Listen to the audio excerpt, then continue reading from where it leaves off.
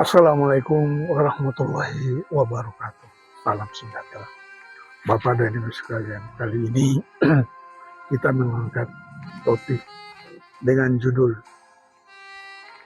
penulis artikel ninja, amati, tiru, dan modifikasi.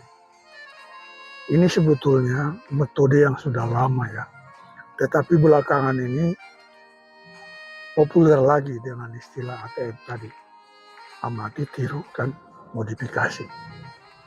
Sebetulnya intinya ini adalah mengambil pola penulisan orang lain ya. Lalu kita kombinasi dengan pemikiran dan data-data yang kita miliki, karena kita memang membuat segmen yang sama dengan si penulis itu tadi. Jadi ini dulu saya lakukan untuk mencari honor dari penulisan di koran. Terbatas ya, kita harus mendapat penghasilan dari menulis ini, padahal tidak ada pengalaman. Nah, saat itu juga tidak ada guru, tidak ada yang mengajari ya saya persisnya ya pada saat itu, sehingga itu ya datang sebagai anugerah saja. Nah, jadi yang dilakukan pada saat itu cari artikel yang menarik, tentu dengan segmen yang sesuai dengan kita ya. Cari bisa 3 atau 5 artikel yang sama segmennya di koran yang berbeda, penulis yang berbeda nggak masalah, penulis yang sama juga tidak masalah. Intinya adalah baca artikel itu, bagaimana dia menyimpulkannya atau mengurainya, merangkaikannya. Itu sebetulnya yang menarik itu ya. Karena kita tahu artikel itu sebetulnya kan pada tesis, pada pendahuluan itu, dia membuat suatu asumsi. Terkait apa saja. Dia membuat asumsi dan kemudian pada berikutnya itu terdiri dari paragraf-paragraf untuk mendukung tesis dia tadi itu, apa yang diyakininya tadi itu. Sebetulnya intinya sederhana sekali.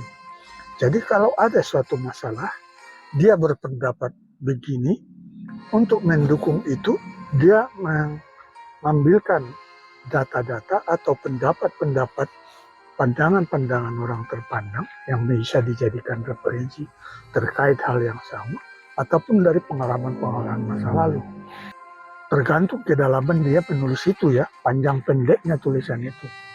Jadi kalau memang agak panjang dan istilahnya masalahnya itu agak rumit, nah dia akan membuat paragraf yang lebih banyak, dan masing-masing paragraf itu pasti didukung oleh suatu fakta, suatu pendapat, suatu apalah.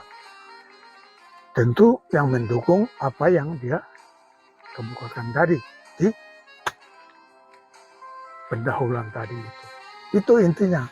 Nah, jadi kalau kita pakai kacamata, sekarang katakanlah ya, sederhananya seperti melihat bunga tanaman bonsai di pot bunga. Anda kan bisa lihat bahwa bonsai itu kan memang sudah dari awal dipelihara sedemikian rupa sehingga dia sebanding, enak dilihat. Walaupun dia kayu yang tadinya besar, tapi dia disederhanakan sehingga besarnya itu tidak hilang, tetapi dalam skala yang kecil, kan begitu ya. Nah, itulah yang di tulisan juga begitu. Tulisan yang bagus itu adalah semacam bonsai yang bagus. Tulisan sama. Jadi kalau sudah kita perhatikan itu, apalagi sekarang kita misalnya pakai konsep SEO ya. SEO itu kan masih ingat. Ada H1, H2, H3. Itu masing-masing di buku itu saya jelaskan ya. Kriterianya itu. Sehingga dengan pakai rumus itu saja, kita akan mengetahui bahwa satu artikel itu betul-betul, oh ini terlalu kurus, ini terlalu sedikit di H2-nya ini, di H3-nya ini terlalu panjang. Kita harus membuat itu seimbang. Tentu dengan memasukkan di situ, ya tergantung di mana tadi paragrafnya ya. Apakah di kekurangan data atau di pendapat kita. Sehingga dia enak. Cara bacanya enak, datanya makin kuat, dan itu data kita. pendapat kita. Bayangin. Jadi kalau misalnya tulisan itu adalah semacam tulisan Dahlan Iskan atau Renat Al-Ghazali, wah itu kan bobotnya sudah terstandar ya, bagus ya. Nah kita dengan yang artikel seperti itu akan betul-betul menarik para redaksi di koran-koran itu. Bayangin. Jadi kalau Anda sedang melakukan pelatihan menulis untuk menjadi seorang penulis yang baik dan terus berkarya dengan cara itu, dalam buku ini lebih detail ya. Nah, Anda di samping akan terus menjadi seorang punya keterampilan menulis yang baik, Anda juga akan mendapatkan uang dari sana.